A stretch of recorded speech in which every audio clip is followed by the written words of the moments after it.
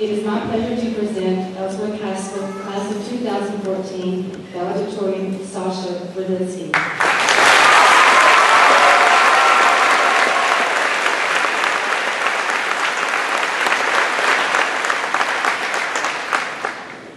Sasha is the daughter of Victor Rydlizky and Heather Wagner.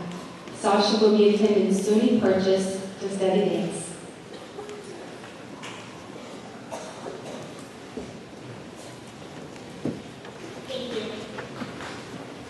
Welcome and congratulations to the Ellsworth High School Class of 2014. I am honored to have the opportunity to share some thoughts tonight, and I owe thanks to you all.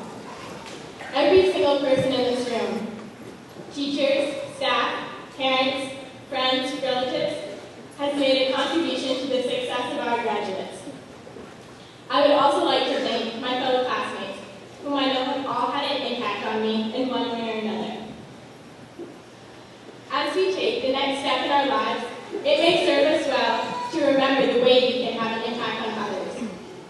We are all teachers. We are all students. We lead by example through our actions, whether we intend to or not. And through repetition of an action, we form habits.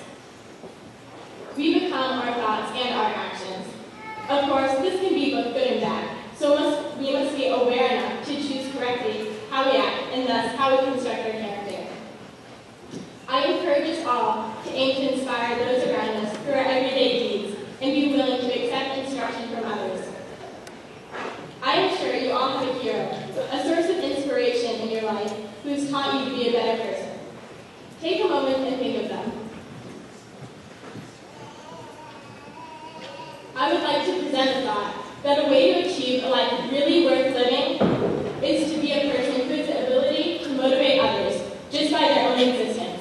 A person probably like the one you just thought of a couple seconds ago.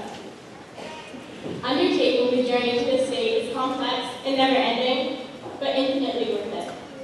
However, with this enormously broad definition of a life worth living, it may be difficult to know where to begin.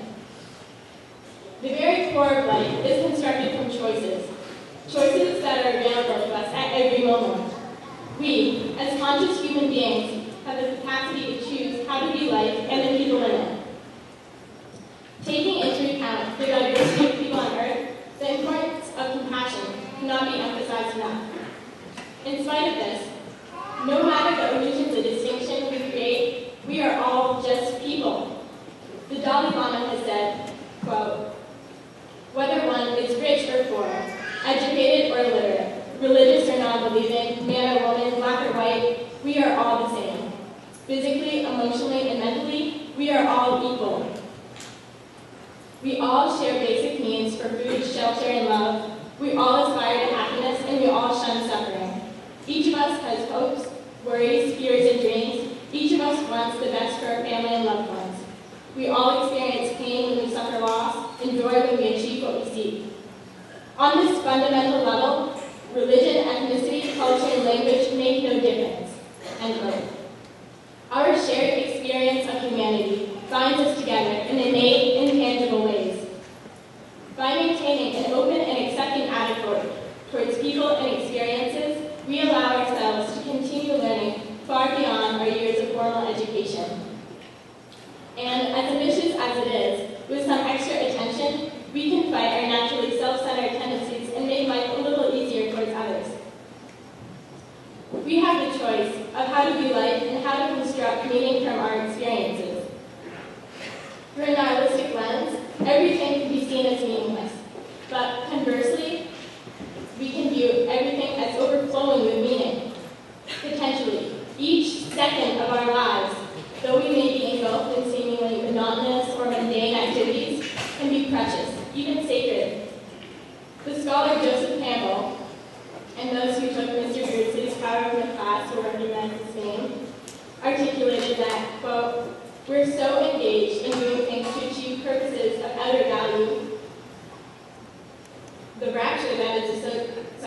We're so engaged in doing things to achieve purposes of outer value that we forget the inner value.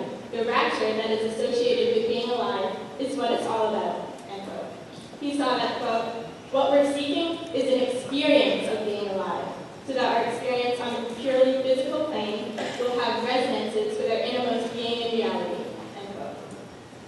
The simplest way to find this elation is, as Campbell phrases it, to find our bliss. Notice the things in life that make you happy. For me, it's dance, but for you, maybe it's art or playing sports or being in nature. Appreciate that happiness and grasp it tightly. In the moments that we are following our bliss, the joy of being alive will naturally find us. But to transfer this feeling to all moments of our life takes more work.